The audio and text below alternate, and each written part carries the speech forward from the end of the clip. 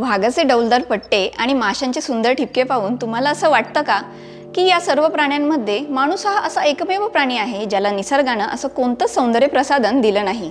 हे आकर्षक पट्टे आणि ठिपके फक्त दिसायला सुंदर नसतात, तर प्राण्यांच्या संरक्षणासाठी, त्यांच्या जगण्यासाठी देखील खूप महत्त्वाचे असतात।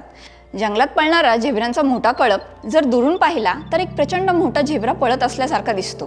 त्यांच्या उभ्या पट्ट्यांमुळे एक झेब्रा कुठे संपतो आणि दुसरा कुठे सुरू होतो ते शिकार करणाऱ्या सिंहांना लक्षात येत नाही आणि कुठून हल्ला करायचा तेच समजत नाही।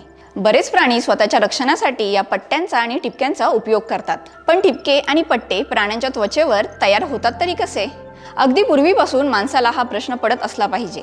अगदी अलीकडे म्हणजे 2023 मध्ये या प्रश्नाचं उत्तर विज्ञानाला मिळालं आहे, तेही भारतीय शास्त्रज्ञांच्या संशोधनातून।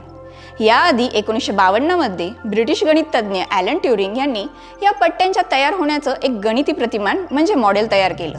त्यांच्या मॉडेलनुसार प्राण्यांच्या त्वचेवर 2 प्रकारची प्रथिने असतात, जी त्वचेवर वेगवेगळे रंग तयार करू शकतात। ही प्रथिनं एकमेकांशी चक्क भांडतात। एकाचा रंग दुसऱ्या रंगाला रोखतो, ज्याचं संख्याबळ कमी पडतं तो रंग हारतो आणि दुसरा जिंकतो।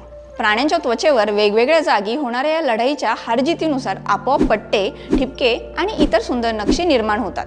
हे झालं ट्युरिंग यांचं म्हणणं, पण ज्यावेळी हे प्रथिनांचं गणित कॉम्प्युटरवर सोडून पाहिलं तेव्हा कळालं की या मॉडेलनुसार तयार होणारे पट्टे आणि ठिपके खूप अस्पष्ट आहेत। पट्ट्यांमधल्या सीमारेषा सुद्धा स्पष्ट नाहीत। म्हणूनच नुकत्याच झालेल्या संशोधनात युनिव्हर्सिटी ऑफ बोल्डरमधल्या अंकुर गुप्ता आणि त्यांच्या टीमने एक नवीन गणिती प्रतिमान तयार केलं।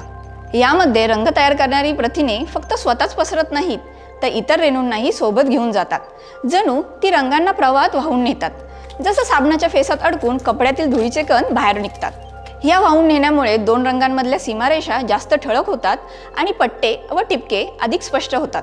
संगणकावर केलेल्या आकडेमोडीतून सुद्धा झेब्रेचे आणि वाघाचे पट्टे दिसतात। वाघांचे पट्टे असोत किंवा माशांचे ठिपके, निसर्गाची ही चित्रकला समजून घेण्यासाठी गणित, रसायनशास्त्र आणि जीवशास्त्र यांना अनेक वर्षांचा प्रवास करावा लागला आहे।